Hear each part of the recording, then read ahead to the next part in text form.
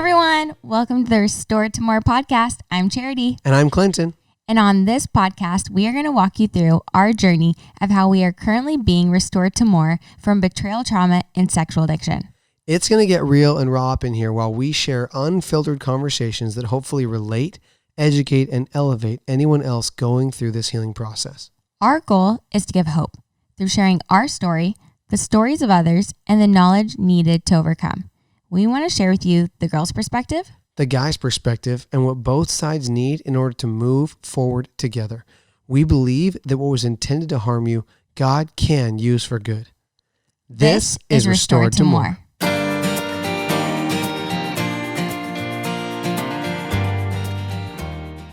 Hey everyone, before we start this podcast, we wanted to let you know we just launched our very first workshop.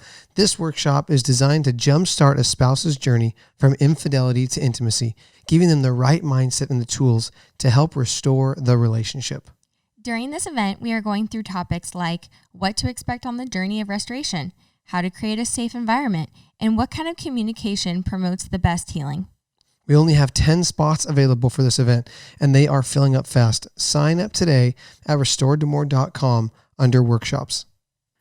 Hey guys, we're so excited you are here. We have an incredible guest, Dr. Carl Lehman. Dr. Lehman is a board-certified psychiatrist with 25 years and more than 40,000 hours of clinical experience. He has worked tenaciously throughout his career to integrate his personal Christian faith with medical science, modern mental health care, and scientific training. He has also been able to integrate faith-based emotional healing with insights provided by psychological and neurological research. One of his books, Outsmarting Yourself, Catching Your Past, Invading the Present, and What to Do About It, has been transforming the lives of thousands of people for a while now. We are so excited to have you, Dr. Lehman. Thank you for being on the Restored2More podcast. Hey, I'm glad to be here. Well, before we get started in asking some of the questions, my first question is I would love to let our audience get to know you. Can you share with us a summary of your story? Yeah. So I had that question ahead of time, and I'll give you a couple pieces because it could easily take the whole hour. And there's other things to talk about. I'll try to give you two strategic parts of my story. Perfect.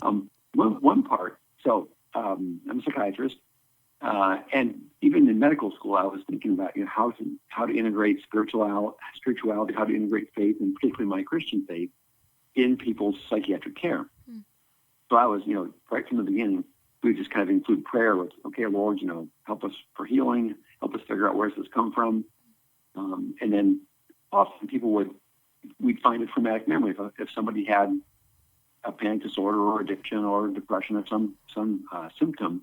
There would often be some kind of painful memory that, at least to some extent, would contribute to it. It's okay, Lord, you heal that. And that's something that's been done. There's folks who've done that kind of prayer for many years. Agnes Sanford, Francis Bennett, in your church, there's places that have done that.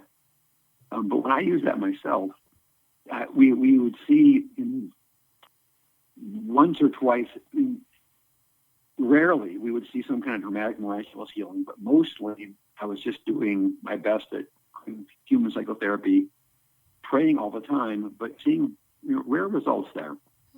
And then doing that, if you have patients that you care about and they're in pain, that means I'm in pain. If somebody you care about is in pain, you kind of share that burden. And that's a pretty big motivator. So I was just constantly looking for, Lord, better tools. I mean, it's fantastic to see once in a while healing, but it's way too little. I want to see a whole lot more of that. Wow. So eventually I discovered a technique called EMDR. It's God's gift to the secular folks. Yeah. Yes. Uses wrong. It is. I mean, God's merciful. That's like penicillin. Just God's grace. That children anywhere in the world with any faith tradition can get healed with penicillin. That's God's grace to everybody. So EMDR is a tool. It works just with neurological kind of basic mainstream therapy techniques with a neurological tool that kind of helps make connections in the brain better. And when I added that, I started seeing, instead of maybe 1 out of 10, I was starting to see, 1 out of 5, 25%, 1 out of 4 people were having much better I would that we would find an underlying trauma, and they would get really dramatic healing, and the person would say, "Oh my gosh, I came in with this horrible phobia of driving ever since I had that car accident." And in 2 or 3 sessions, we would find the roots, we'd process through them, and their phobia would be gone. Wow. Like, wow, that's really glorious. But still, there was a lot of, whether it was 25% healing and 75% or, 70-30 or something, but it was still like, I want to see a lot more. So we eventually learned about theophostic. That's a kind of an approach developed by Dr. Ed Smith. So it had some additional new insights and additional tools and faith for troubleshooting. And the results went up again, another notch, 50, 70%.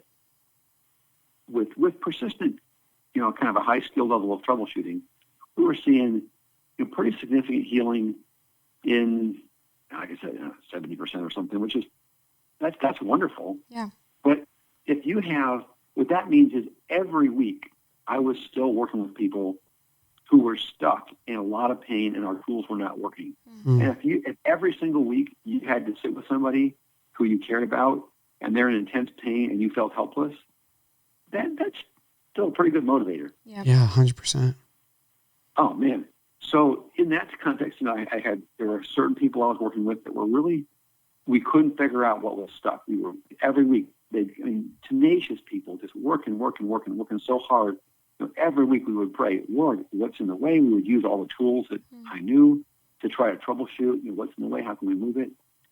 And with a few of those people that I worked with many, many sessions, because one day I was working with a couple of those folks, and somewhere in that day, I was in one of those sessions, and I just said, Lord, I know you can heal this person. I know you want to heal them. We cannot figure out what's in the way. We need your help. I don't know what else to do, Lord. I know you can. I know you want to. Help me. And I think this is probably the clearest experience in my life of feeling I just immediately, I had a clear thought which I sense was from God. For some of these people, you need to kind of let go of always trying to just get into the traumatic memory. And I want you to take a season and just help these people connect with me and spend time in my presence. And that was, the whole thing comes in a moment. And those are like my best words to it. There are these times where you just, in a moment, have a sense of God's presence and sort of a package of truth. And words are not adequate to really do justice, but that's my best word version. And that was the first kind of revelation gift piece of the Immanuel approach, that like instead of focusing on the traumatic memory and praying and kind of using other things as tools to try to do that, the idea of the foundation of the work would be a connection with God's presence.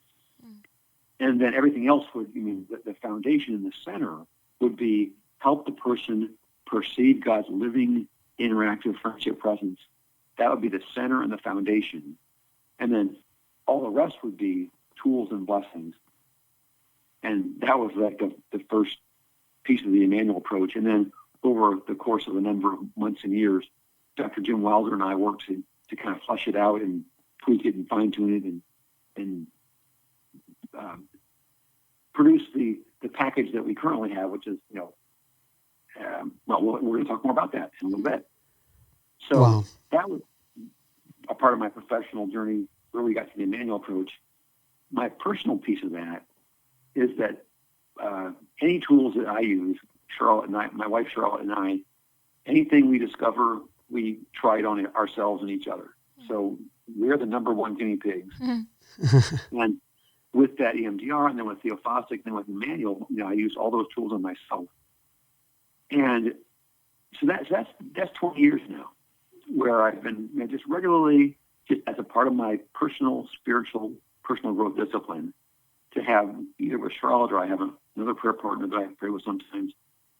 And I just regularly, once or twice a month at least, have an hour and a half with the Lord. Okay, Lord, what's the next step forward? Is there anything else?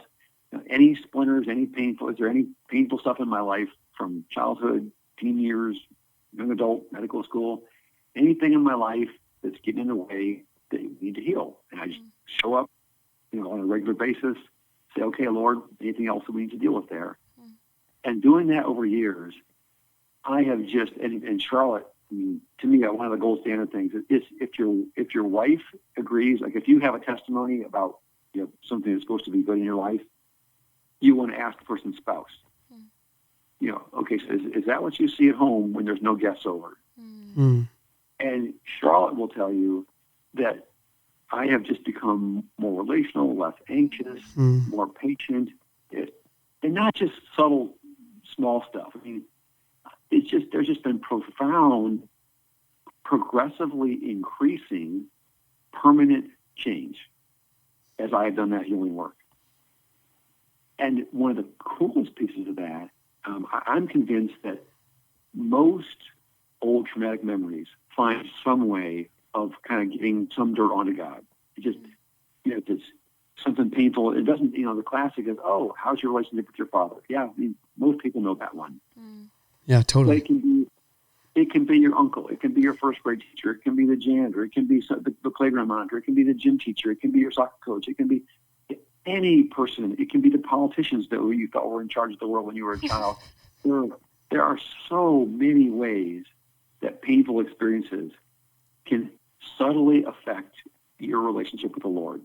The trauma, the toxic, the distorted, negative feelings and emotions in that trauma find some way to creep onto God, to your perception of God's heart and character, and your relationship with God. So, I'd love to ask you a question about that right there, if you don't mind. Let me finish one sentence. Oh, please. You get the question. So, with that, a huge fruit of my regular healing over the years, it has transformed just my gut involuntary. What feels true about God's character and heart has been wonderfully, gloriously, steadily, increasingly transformed for the better as a part of my healing journey. So now you can ask the question. Man, that is, I just was getting excited. Like, you can hear it. You can hear the joy in your voice. You can hear the transformational power just spending time with Jesus has done.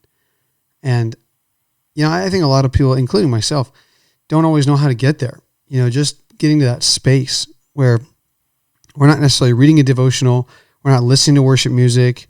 You're not having to do something for God and do an acts of service. All those things are good things, right? Don't hear me wrong. But just sitting with Jesus is a spiritual discipline, I think, that a lot of people have yet to develop. And I believe for myself, I'm still very much developing that. And I can just hear the transformational power it's had on your life. It's really amazing. Yes. What part of that should we expand? That's yes. Let me ask you this. So here's a little bit of my journey, and this is probably more for the guys, but part of my story was that I consistently asked God to change me and to take away the addiction. And I grew up a Christian my whole life. I have seen God do miracles. I'd seen him heal people physically, emotionally, spiritually. I'd seen people who were addicted to pornography. I'd seen them walk away from it. I'd walk away from smoking and walk away from drugs. And so I knew that God could heal. There was no question in my mind of whether God could heal. But over time, that prayer just was answered. What I interpreted it as a no. Looking back, I don't think it was that. And I think it caused a bitterness, even a sense of animosity. And so it's an interesting dichotomy because I love Jesus and I wanted to be all that he had created me to be. And yet there was this bitterness because he didn't take it away from me. And I think what that did is it created an isolation where instead of running to God, I just was like, well, if you're not going to change me, what's the point here? And I think it created a chasm where I started not leaning in. And I was just curious, have you seen that in people you've worked with, and what would be your response to somebody else that is in that mindset right now? Yeah, so common. And as we think about it together just a little bit, you'll realize this makes complete sense. So if you have a friend or a parent or an uncle or somebody you have a relationship with, and they hurt you, or what often feels true with God is they stand there watching while you need help. You're suffering, you're getting beaten up by bullies, you can't do whatever. You're in need of help. And if it feels like there's somebody who's just standing there watching who could help and they're choosing not to, that's really hurtful, yeah? I mean, Yeah. If your mom or your dad or your brother or your uncle or one of your friends did that, if you had a friend on the playground that just stood there and watched somebody else beat you up because like that person was popular and they didn't want to lose social credits, that would really hurt. That would be devastating, yeah. Devastating, yeah. I mean, that you would hurt straight up. Anger would be appropriate, and usually you get a little infection there, and you have like offense and bitterness. And at some level, it would be kind of a normal response to say, "Hey, I don't want to be friends with you anymore until we fix this." I mean, that felt like betrayal. I thought you were my friend. I needed your help. You just you stood there watching, until how do you expect me to want to spend time with you or talk to you or be your friend until you apologize and assure me that we need to have a conversation where you apologize and you reassure me about, explain to me how that happened, apologize for it, and reassure me that it's not going to happen again. Now, that's like humanly right. You guys are saying, Oh, yeah, we are. Yeah, we're not. You should see my wife's eyes right now. They're like, oh, man, this is so good. She's just talking at me through her facial expressions. Yeah, and there's little noises you make. This is all the nonverbal right hemisphere stuff where you can measure all this communication. And, right, that's the way a human relationship works. And if your perception is, hey, yeah, like you just said, I've seen God heal others. I know God can do this. I've seen him do it. I'm begging for it. And what totally is a natural perception is you're standing there watching me suffer. You could help me. You're choosing not to. That feels really bad. And, when people are in enough pain, they use a lot more colorful language. Now, on top of that, so the situation with the Lord, every time you press into it, you discover, it was a misperception that he's just a jerk standing there for some jerk reason. Like he doesn't withhold his care because he's scared to offend the bully. Nope, doesn't happen. He doesn't withhold his care because he doesn't love you. With the Lord, it always turns out to be some kind of misperception. But our human experience kind of transfers over there. Hey, if a person treated me this way, I'd feel betrayed. I'd be offended, and I wouldn't want to talk to him anymore. Yeah. So that piece just makes straight up sense. Now, the next piece that happens is if you have any memory in your actual other people life, if you have trauma, if you had that your friend didn't protect you in the playground, or your father was busy at work all the time and didn't help you with your homework, or your parents, like in my situation, wonderful people, love the Lord, and they were so absorbed in trying to save the world for God, with God, doing ministry when I was a child, that they kind of didn't figure out until we were young teens. They neglected their children. I mean, they were so often absent because they were out trying to be a part of God's work to save the world. So if you have painful memories down there where you felt like people that were important to you and should have been protecting you and didn't, and you have an experience like you described, is it Clinton? Yeah. Yeah. You have an experience like you described, Clinton, with the Lord, that's going to resonate. Any old painful experience you have about, hey, Dad wasn't there when I was at my soccer game, Mom wasn't there, when she got sick. And when you're 2 or 3 years old and your mom gets gets mono or something, you don't say, well, Mom still loves me. She's just sick. It's like, I need her. She's not here. Yeah. That feels bad. Mom, hey, you're the mom. Deal with it. Yeah. Totally. Just be here for me. Yep. So not only is that kind of a normal response, but it also resonates with any memory stuff. And you get the double whammy. Now, third piece of this, so that all makes sense why people feel hurt, and you can get more. You can pick what version of that. I prayed and prayed, for release, deliverance, healing, some kind of miraculous intervention for an addiction to pornography. Well, fill in, okay, addiction to cocaine. What about my mother who died of cancer? And we prayed and prayed and prayed. What about, my child died of leukemia? I mean, you think about it for a minute. There's just an endless string of something bad happened. My son died in a car accident. Yeah. My wife lost her job. And you fill in the bad thing. Where were you, God? What were you doing? This feels bad. I don't like you or trust you anymore. Yep. Yeah. Here's a really cool piece. So anytime a person is in my office and we discover that dynamic, hey, I have trouble taking to God because it feels like he didn't care for me and I'm hurt and angry. I say, okay, we could talk about, I have 15, I can turn to my desk and I have a whole shelf of books about where is God when it hurts, why is God that bad things happen to good people. And I have literally 15 books sitting there on my desk, all of which I've read. Wow. And when you're not in pain, there's lots of good thoughts and biblical study about, the sovereignty of God and the complexity of the world and free will. And there are actually some pretty decent answers that feel sort of almost adequate when you're not in pain or if it's somebody else's pain. But when you're really in pain, those cognitive left hemisphere theological answers just don't, there's a gut response down there somewhere that'll say, hey, take that and just wipe your butt with it. Yes, so true. It's because it's the experience, right? That's the right side versus left side, right? The left side makes sense, but the right side is the experiential, and we can't even hear that side. Yes. You're talking to somebody who's lost their marriage because of some big mess they didn't perceive help with, somebody whose child dies of leukemia, and you're giving them insights from this book about, the intellectual, theological reasons for how come God allows bad things to happen. And they want to punch you in the nose. Yeah. Yep.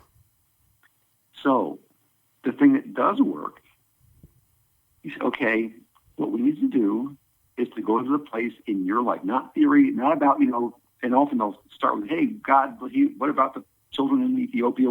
God, basically look around the whole world, look at all this bad stuff. And say, okay, yeah, that's all important. But 100%, when somebody's really having that pain in my office, they have something in their own life. Mm. Okay, okay, the kids in Ethiopia, yeah, that's a challenge. That fill in the blank, COVID, environmental problems, whatever it is you're upset about. But what I'd like to do is I want to find the deepest places of pain in your life where you felt like God did not take care of you. And what we need to do is go to that place, go inside those memories, and I'm going to help you connect with the living presence of Jesus inside that memory where, your dad died in the car wreck, or you're into the memories where your mom was sick and she wasn't there for you. And fill in the blank. We need to go inside those memories. I'm going to help you connect with Jesus inside that place of pain, and then you can get out. And I will, as long as you don't throw my furniture, you can scream, you can swear, you can stomp around my office, you can anything, and I'll help you. If that feels scary, I can help you do that. But I want you to. Here's the two deals. Here's the two conditions. You don't throw my furniture, and you actually look at Jesus. And if you just spew into the darkness, you just practice being angry. Mm. But I don't care how angry you get. I don't care what kind of language you use. I don't care how loud you yell. As long as you're actually looking at Jesus and watching his response as you're telling him, where the blank, how did you let that happen? I can't believe we were begging, we were on our knees begging every night. How dare you, blankety, blank, blank, blank, let our daughter die. We were good Christians. We've been so faithful.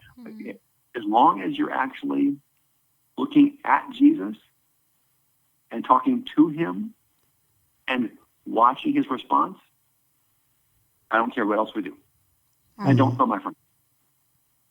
Here's the crazy thing. Every single person who's been willing to do that, and so sometimes, they'll be screaming. One person, I honestly was thinking the police were going to come to my door. Because I had this person for like a half an hour screaming swear words at the top of his. And it all makes sense. The level of the trauma he was dealing with and the perception that God wasn't there. He was, you blankety blank blank, come down here. I dare. And I I mean, I really was thinking in my head, okay, what am I going to do if there's a knock, if the doorbell rings and the police are on the porch wondering what's happening in my office? Yeah. So I just kept saying, okay, look, okay, every 5 minutes, okay, Jesus still there? Yep. Okay. Are you talking to Jesus? Yep. Okay. What's he doing? He's looking right at me. He's listening. Okay. Keep going. Every single person who does this, they eventually get to the end and they turn to me and say, I'm completely satisfied with the Lord's response. Wow. And he'll tell them things like, hey, there is an answer to, you are correct. The Father did allow that. This is interesting. He never says, I just couldn't stop it. Yes, the Father and I did allow, we did allow that horrible thing to happen. And when you get to heaven, I will explain it to you. But your brain literally is not big enough to understand the answer. And for now, I am the answer. And for now, okay, look at my face. I am with you. And because of who I am, that's enough. And when they hear that from Jesus inside the memory, and like, this is when I thought, after the first time it happened, I was, wow, it's amazing. I have the answer now. So the next person, similar situation, I told him the story. I said, hey, so, Jesus is with you, and because of who he is, that's enough. And she looks at me like she wants to punch me in the nose. And I'm like, oh, right. Okay, back up. Let me help you get inside the memory, and you need to hear it from Jesus. And that's like, okay, it's not just, you can't just write in the book. I can't just tell you. But if I help you actually have that experience, you go inside the place of pain, and you engage with the living presence of God, and you hear that from the Lord himself. He'll say that, for example, that's when he says some version of, hey, there is an answer. You can't understand it now. When you get to heaven, you get the full deal. But for now, focus on my face. I'm with you. And because of who I am, that's enough. That's one. Another one, I've had this maybe 5 or 10 times now. Actually, I've lost count. The person, they have the thing where they're in the memory, they're yelling at the Lord. And then eventually I keep asking them, okay, focus, ask them, tell me how he's responding, and they kind of get all their pain out. And then they just sob uncontrollably for like 2 minutes. And I ask them, so eventually I was like, so what happened?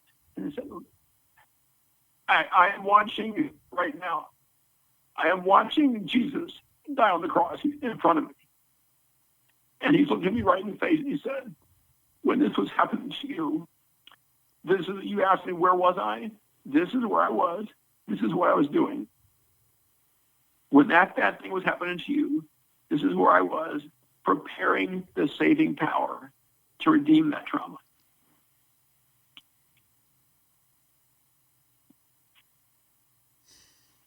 Rolling back tears over here. Sorry. Every single person who's had that experience, when they get done, they say, yeah, I think I'm okay. So that was a long answer to your question, Clinton. But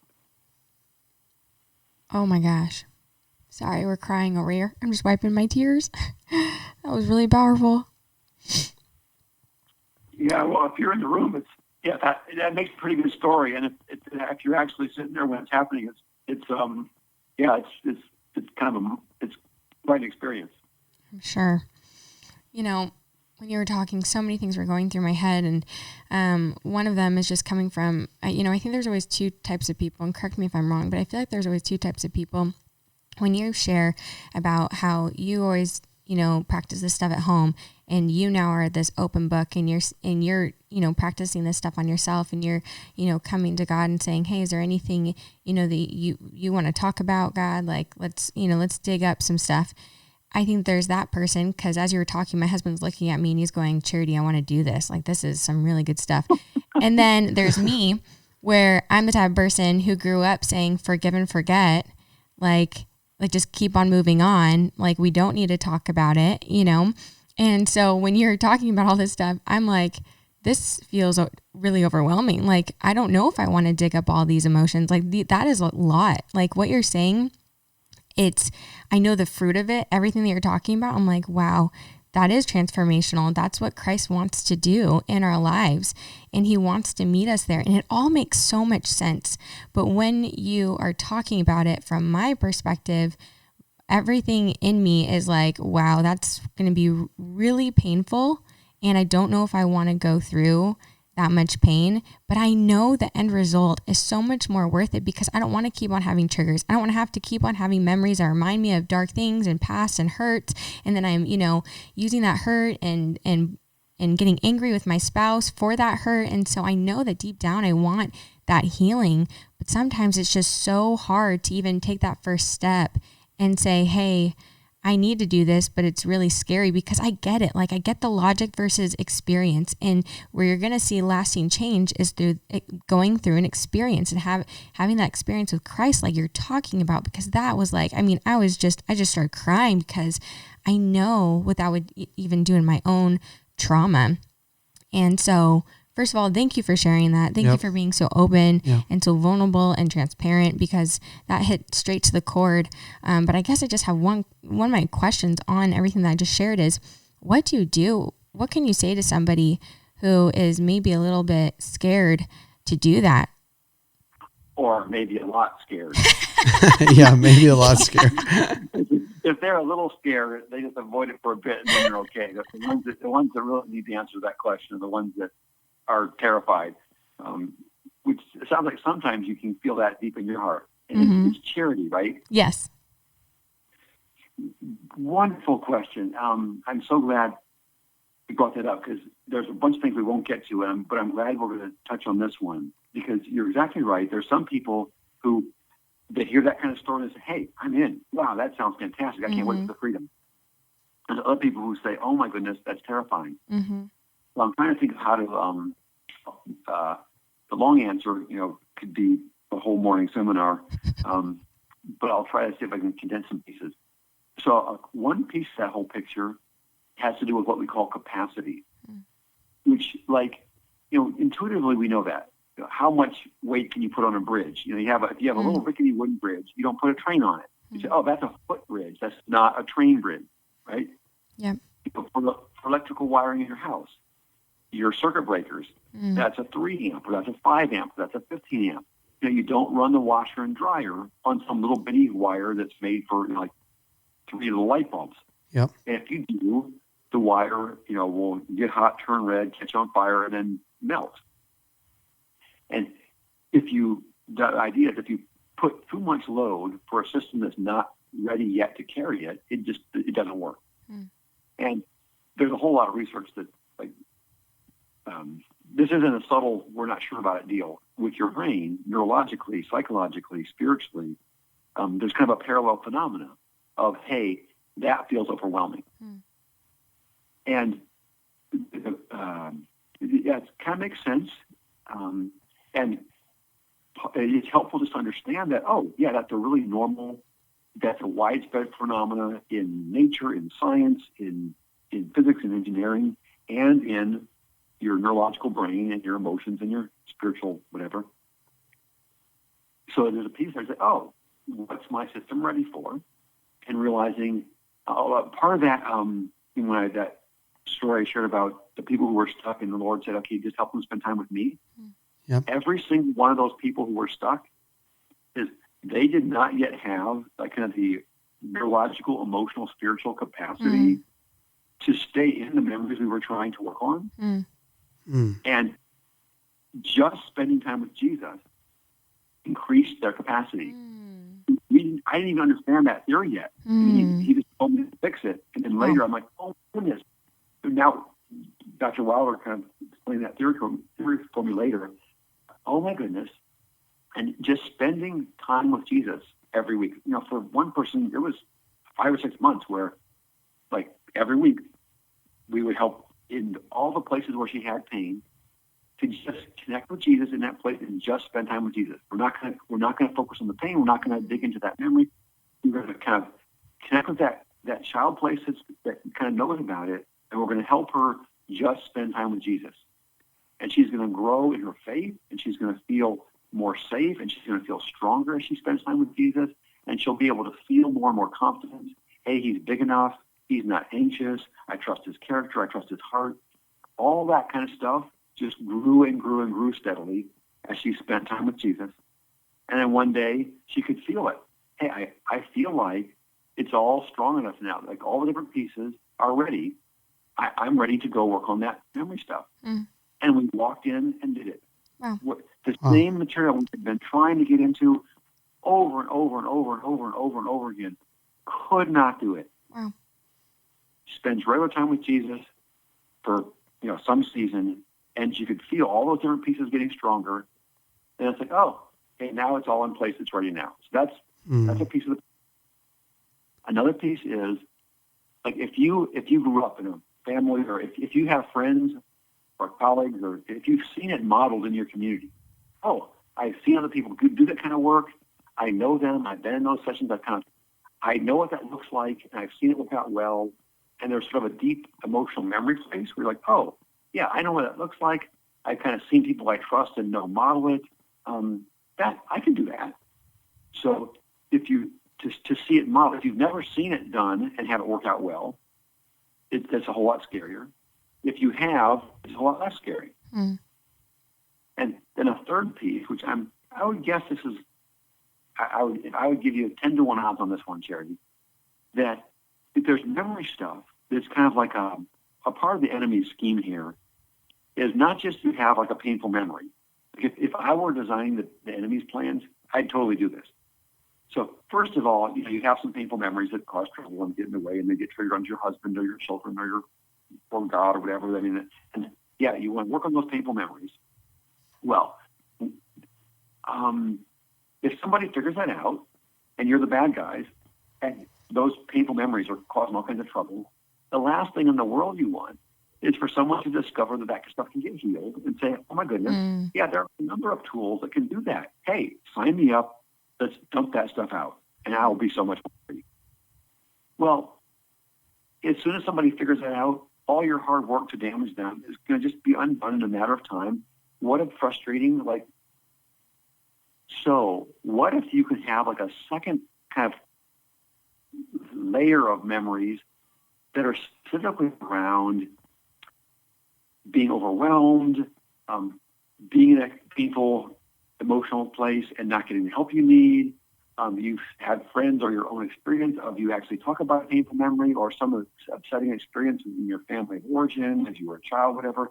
You have memories that are specifically about overwhelming, painful emotions, hurt way too much. Nobody knows what to do. You just eventually stuff them back down. It didn't do any good to try to talk about them. People just shamed you or blamed you. It turned out badly. Why would you ever want to do that? And there are lots of people who have those kind of memories. And you talk about, let's do healing work. And those memories of, and it doesn't have to be conscious. There can be, sort of it's implicit memory, emotional memory stuff. Their gut response is, oh my goodness, that's not going to turn out well.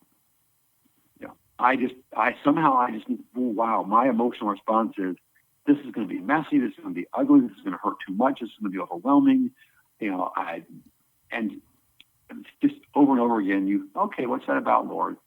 And you find, here's a memory of my aunt who was mentally ill, and I remember, my parents she kind of melted down once, and they had to take her to the hospital, and she got sent to the state hospital. It's the end of the world. Like, if you let your emotions out and start crying hysterically, and I'm afraid if we go to this memory, I'm going to kind of fall apart. I won't be able to stop crying, and they're going to take me to the hospital, or some, that's dramatic, but some version of that, smaller or bigger, where there's actually specific memories the enemy uses to scare you away from the healing work. Now, here's the cool thing. If I had someone like you in my office, it's okay. So the first thing we're going to do is help you spend time connecting with Jesus in positive memories where you feel safe, where the whole plan is just practice connecting with the Lord's presence, sensing his presence, getting a feel for his character and his heart, building kind of confidence. Oh, yeah, I can do this. And boy, the more time I spend where I can kind of sense his kind of living, interactive presence, more time I spend, I can feel he's big enough. He knows what he's doing. He's wise. The more time you spend, your faith grows, your capacity grows. Okay, then the next step is, okay, would you be willing to talk to Jesus about your fears? We don't just take you to the deep end of the pool and push you in. We say, okay, so you spent some time connecting with Jesus. You kind of practice that. You feel confident. Hey, we can do this positive memory, connect with Jesus thing. I've kind of done that. It works. I feel confident. Good. So let's do that. Now, when you've practiced that for a while and feel confident, okay, Jesus, I'm going to help Charity talk to you. I want to help her get words for her different fears about this healing stuff. I'm going to help her talk directly to you, Lord. And that's okay. So get words for the different things that feel scary, and then okay, Jesus is there. Yeah, I'm in my positive memory. There I am on the camping trip. We're having a good time. We're sitting around roasting marshmallows. I can sense Jesus' presence. Okay, in that memory, I want you to talk directly to Jesus about all your fears. What kind of things you're afraid of if you would do this healing work. And in that safe, comfortable place, I help the person talk to the Lord directly about all their fears about doing the healing work. And they discover, oh my goodness, every one of those fears I talk directly to Jesus about loses power. Mm. Oh, less and less scared. Wow, I feel we do that for a while. And boy, I feel a lot less afraid than I used to. Okay, here's the next step. If you're ready, when you're ready. So Jesus, my guess is there's probably some specific memory that contribute to those fears. Can we go work on those? Oh my goodness, there I am. I'm in second grade. And there's one kid in the classroom who got upset about something. She was crying. And everybody was taunting her and mocking her. Oh, it was horrible. It was just I learned you do not want to express your mind. If you cry in front of people, they're going to humiliate you. Okay. That memory would sure contribute, wouldn't it?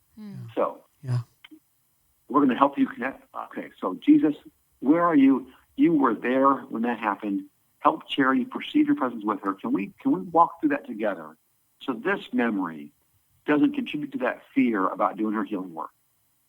We go through that memory and you say, oh my goodness, that fear about one of my fears was, if we did that healing work, I'd start crying and people would it would be humiliating. And that fear is so much less now. Oh, good.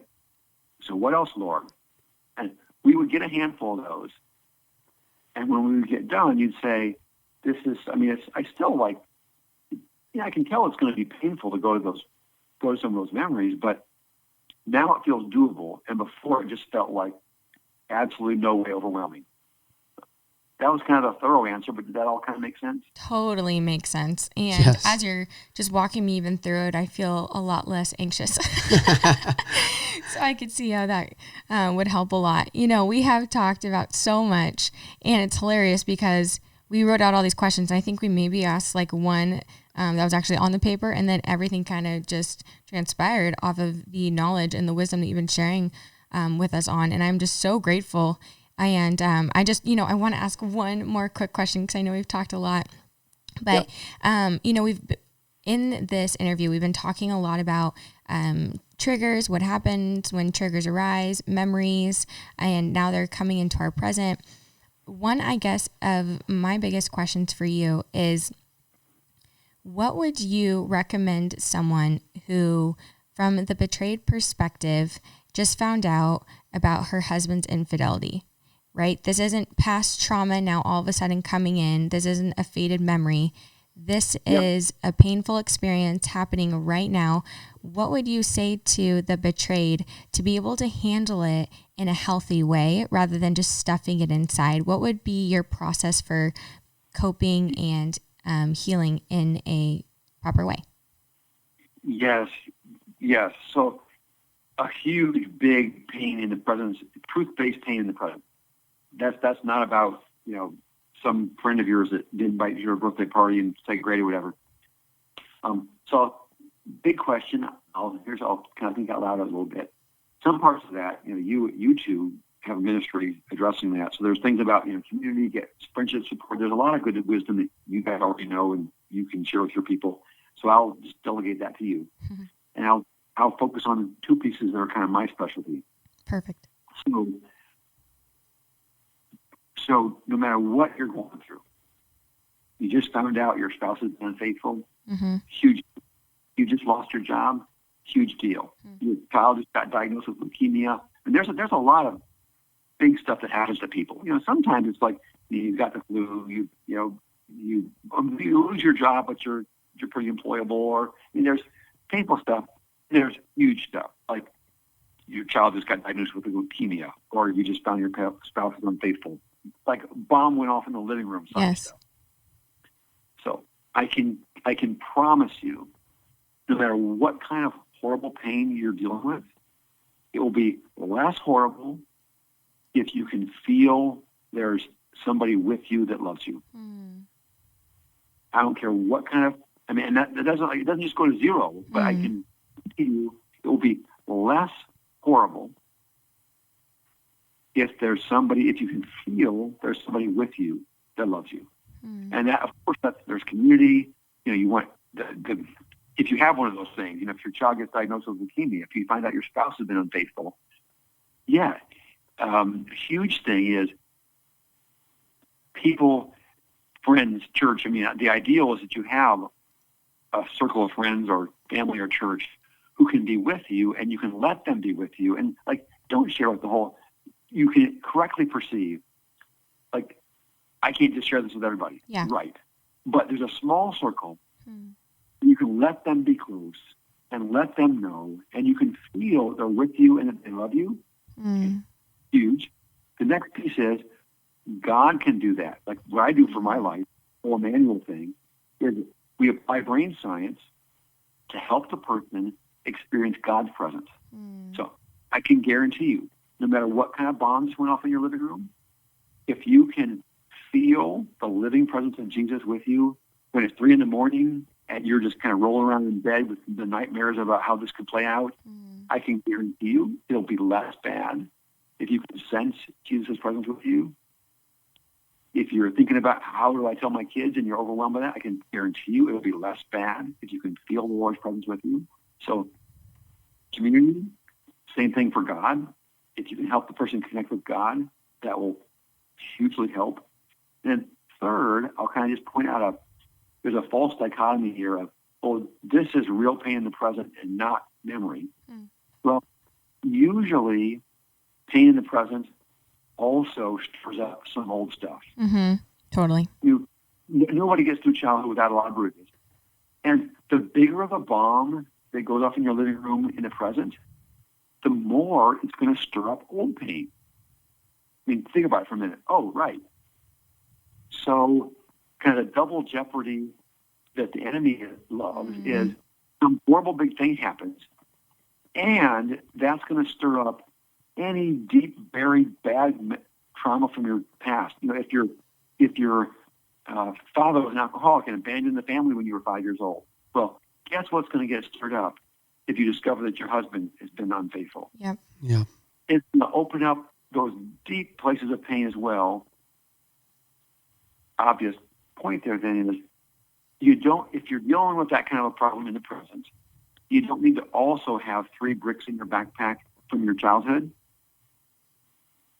And if you can do the healing work, it's obviously help navigating the present. But if you were talking to me, I'd say, hey, a part of the plan, let's go get, let's check a little bit. And yes, there's old pain, and pretty quickly, oh wow, yeah, this is reminding me of when my grandmother died. This is reminding me of blah blah blah. Okay, well, this won't fix what to do with your husband tomorrow, but I can promise you, if we dump out 3 of those bricks that are from your childhood, you'll be more able to handle the present. So. Yes. That's so good. So good. That is so good. And man, I can't wait for heaven. Yeah. Where all the bricks fall out. Where all the bricks that we don't even know are there get released. all the bricks in heaven, that's going to be wonderful. But I'm with you there. But God's kingdom here on earth, Jesus would say, the kingdom that it's like here, we can start off. Amen. You do this healing work, and you can feel the bricks dropping out. And if you do it faithfully, every 6 months, Charlotte and I will turn to each other, and we can feel that we have one less brick in the pack than we did 6 months earlier. every 2 or 3 times a year, every year, we can look at each other and we can feel the tangible, lasting, stable, positive difference. Wow. I love that, because what you're saying is like, and not to discredit what we just said, right? Because there are people that really, we should long for heaven, but it's incredible, because what I hear you saying is that we don't have to long for heaven for an escape from the pain from our life. What you're saying is we can long for heaven just to be around Jesus 24/7. And again, it's outside of time, so it doesn't really apply, but right around Jesus for eternity. And at the same time, God wants us to experience his saving grace here on earth. And he wants to do that internal work in our heart to release the things that have caused pain and have potentially created trauma. And that's what I love. That's what I love you're saying. I mean, there's so many good points in this recording, and Dr. Lehman, unfortunately, we're out of time. I'm so bummed. I'm like, man, we could keep going. We got to keep going. This is going to be an 8-hour long podcast. We're going to use all of the whole time, but for 2 months in one podcast. But I'd love to ask you a question about where our listeners can go to learn more about all that you are doing. Can you please tell us where all of us can go so we can continue to learn more about what the topics you're talking about and different things that you're currently working on?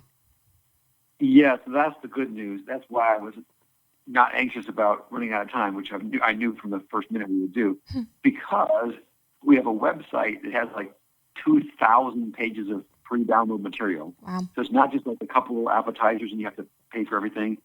There's seriously, I think it is close to 2,000 pages of material. Immanuelapproach.com. Like, you can spell with an IMMANUEL, like Immanuel Approach, all one word, .com. You spell it with an E or an I. Either way, we've got them both. They both go to the same place. So our website, ImmanuelApproach.com, has little video clips where you can see like live little examples of the kind of healing I'm talking about. There's piles of different essays, of kind of introductory stuff to explain more what I'm talking about. And then also there's a store page where there's a whole book.